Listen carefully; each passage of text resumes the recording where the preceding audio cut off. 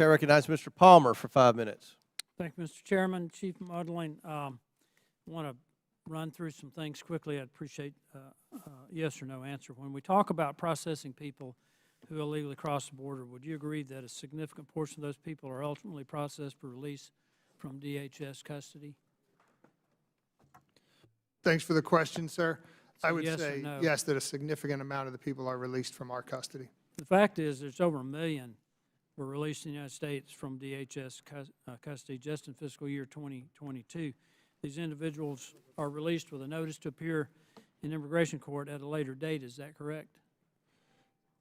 Yes, sir. So many people are released with a notice to appear. Are you aware that the immigration court backlog nationwide is now over 2 million cases? So that is not within our purview. I am unaware of. Just for informational purposes, as of the end of December of 22, it was 2,056,328 cases pending in immigration courts nationwide. The average number of days, and this is the average, for a hearing is 771. That's over 2 years. So people who are coming in here illegally are released from custody to appear in an immigration court, and even assuming they actually show up for the court hearing, make any case that they have, and finalize all appeals and other processes available to them, we're talking about years living in the United States before there's ever even a possibility of a removal order. And that's just if they follow the rules. Chief Muddling, would you agree at a very basic level that a higher likelihood of release from custody increases the incentive for people who have come here illegally compared to a scenario where someone would be detained and removed if they were illegally across the border? Would that increase the number of people who would remain here? Sir, thanks again for the question. What I would say is exactly what I was getting to earlier, is that I think when we talk about the border and border security, we have to recognize it's much bigger than the Border Patrol. We are the first 24 to 72 hours that someone experiences. Everything that you are talking about is much further down. So when we look at how to solve border security issues, we really have to look at more immigration judges, more CIS personnel, more ERO bed space, so that we don't have the releases into the communities, and then we don't have these 2-year waits, sir. Well, but that's all far beyond my purview. Increasing the speed and efficiency and the volume for release from custody, that's just a stopgap measure. That doesn't really stop the flow. I mean, until you're actually removing people, there's really no incentive for anybody to even show up. I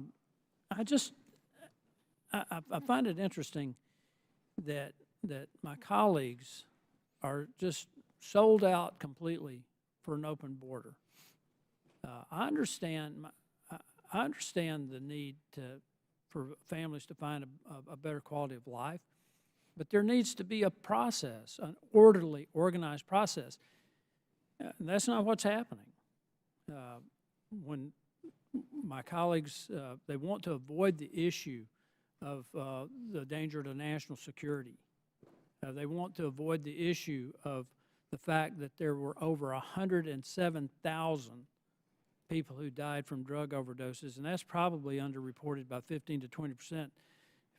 Based on what some of the coroners have said, the number of people who don't want it on the death certificate that their loved one died from a drug overdose. Fentanyl is a weapon that's coming across our borders that's killing young people at a record level. The drug overdose death rate for people under age 24 is at an all-time high, especially among the African American community.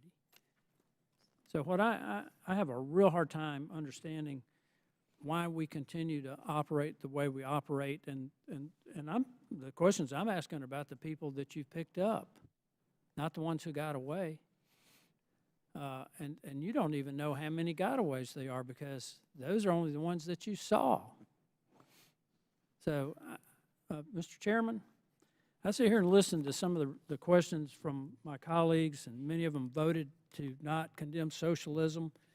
And I just wonder what the real agenda is here for an open border.